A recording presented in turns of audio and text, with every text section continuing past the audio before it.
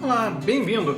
Meu nome é Ricardo e quero convidar você a uma reflexão através de Divertidamente, uma animação da Disney que pode nos ensinar a respeito da importância da tristeza.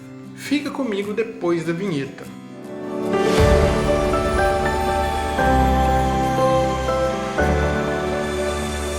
Em 2015, a Pixar lançou um filme muito tocante chamado Divertidamente, que hoje vai ser nossa reflexão. Talvez um dos mais ricos filmes e roteiros da Pixar, tamanha a grandeza e quantidade de metáforas para reflexão e ensinamentos.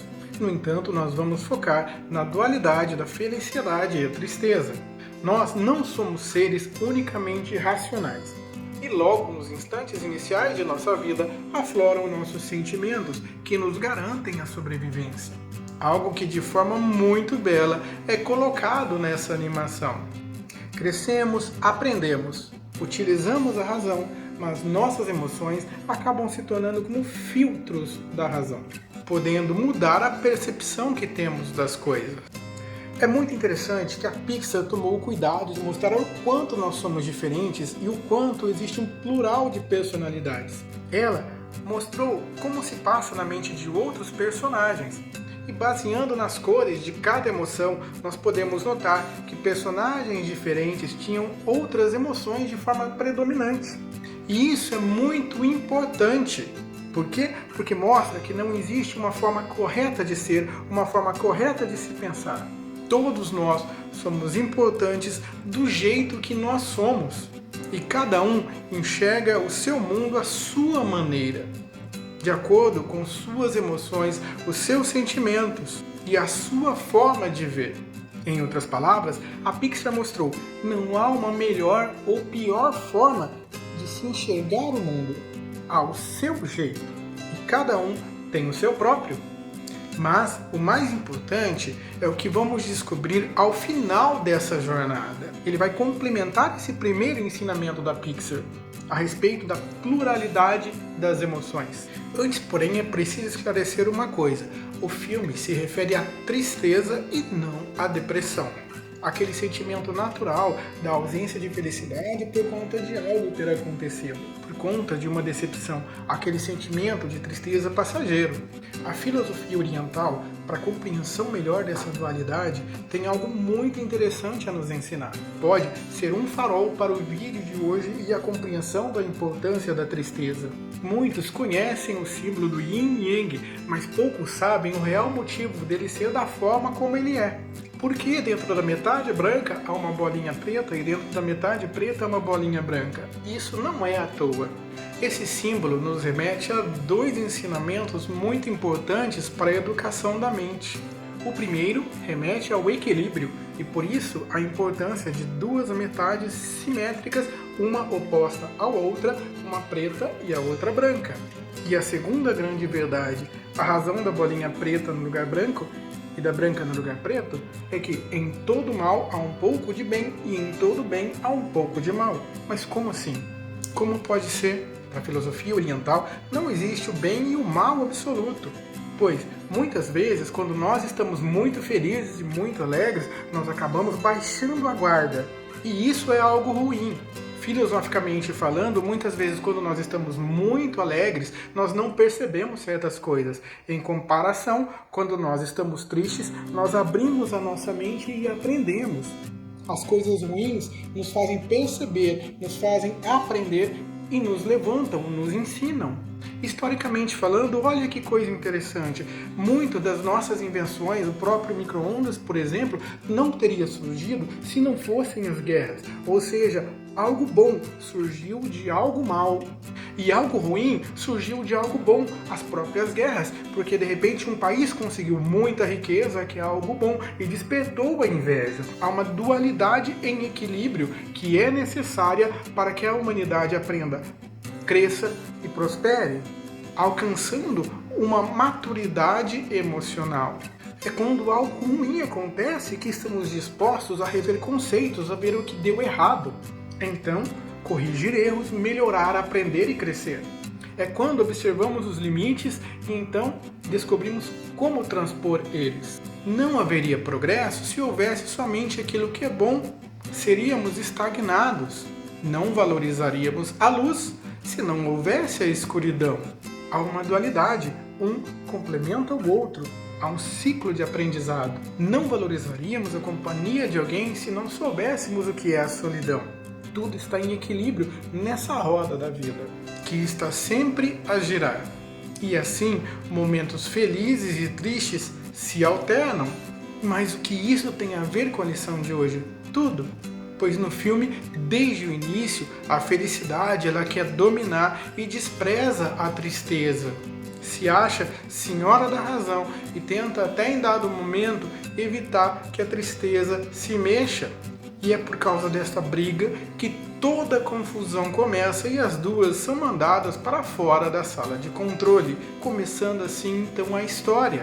Elas são lançadas no labirinto de memórias da Riley e precisam voltar antes que toda a personalidade dela seja destruída, pois na sala de comando ficaram apenas nojo, ira e medo. A história é bem legal, tem muitas coisas profundas, tem muitas metáforas, é muito rico esse roteiro, muito poderia ser tirado deste filme.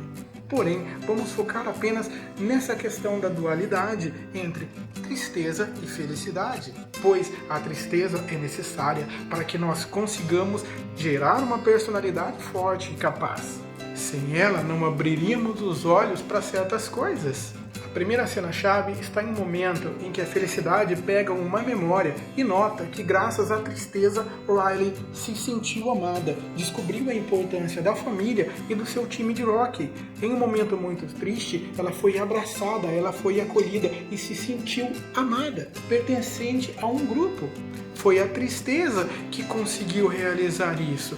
Foi a tristeza que fez ela perceber o quanto ela era importante para sua família.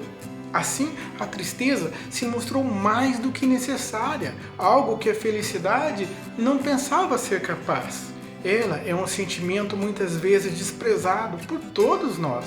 É ela, por exemplo, que faz com que a gente repense algumas coisas e nos leve a arrependimentos. Sem tristeza não há arrependimento, sem arrependimento não há amadurecimento, não há crescimento.